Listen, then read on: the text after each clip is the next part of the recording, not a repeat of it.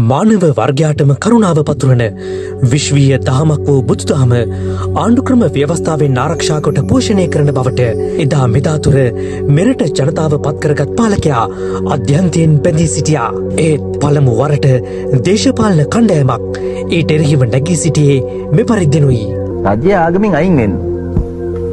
ආගම ආගමේ කටයුතු කරගෙන යන්න ඕන.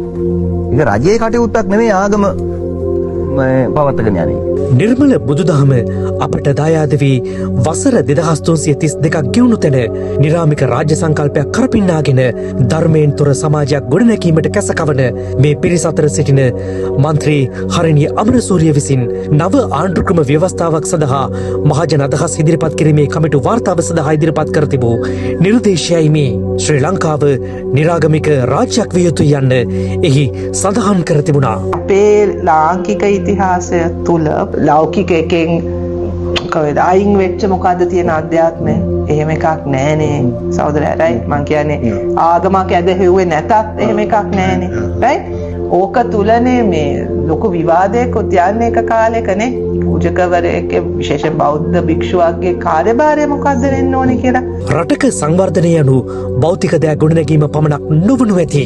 රටක සියලු ආගම්වලින් ලැබෙන ආධ්‍යාත්මික චින්තනය සාරධර්ම පිරි සමාජයක් බිහි කරන්නට පදනම සකසනු ඇති. එහෙත් මහින්දාගමනයත් සමග අපේ මාතෘ භූමියට ලැබුණු ඒ ආගමික සංකල්ප ප්‍රසිද්ධියේ මොවුන් විවේචනය කළා. බෝධිය කියන්නේ අතරම මම දකින ආකාරයෙන් හාමුදුරුවෝ මේ පන්සලේ කියා දෙන්නේ නැහැ. බෝගහ කියන්නේ කිසිම වැඩක් නැති ගහ. බෝගහ කියන්නේ කිසිම වැඩක් නැති ගහ. අර පන්සලට අර පිළිමෙට වඳින්න. ඒවා ග්‍රාම්‍යයි, ඒවා ගෝත්‍රිකයි. මම ඉස්කෝලේ යන කාලේ නම් සමාජයේ කියන විදිහට ජෙප්පෙක් අපේ ගමේ අම්මලා තාත්තලා හිතනවා මේගොල්ලෝ අර මල් වට්ටි අරගෙන පන්සල් යන්න ඕනේ නේද? පිරිත් නූල් කොබන් පිරිත් නූල්ෙන් තියෙනවා.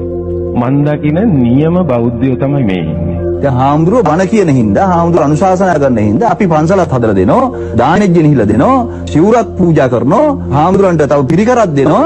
අපි ආගමක් නෙමෙයි. හැබැයි අපිත් ඒ වගේ සේවයක් කරනවා.